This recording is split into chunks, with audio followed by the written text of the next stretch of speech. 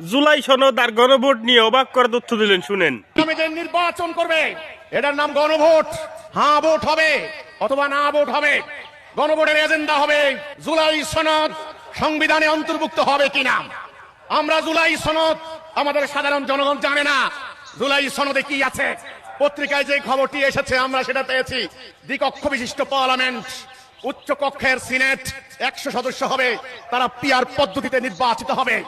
কিন্তু যারা জুলাই সনদ করেছেন তারা পশ্চিমাদের থেকে আমদানি করা, তারা অধিকাংশই এদেশের নাগরিক নয়, অনেকে আছেন দ্বৈত নাগরিক। তারা কি জুলাই সনদে এই প্রস্তাব দিয়েছেন? জুলাই সনদ আর গণভোট নিয়ে অবাক করার তথ্য দিলেন, শুনেন। আল্লাহর বিধান বাদ দিয়ে পশ্চিমাদের তৈরি করা এই মানুষের তৈরি ব্যবস্থা যতই আপনারা সংস্কার করেন, কাটাছেড়া করেন, 17 বার সংশোধন হয়েছে, এখন বলছেন চলমান সংবিধানকে বাদ দিতে হবে। এই গণভোটের কোনো ফলাফল হবে না।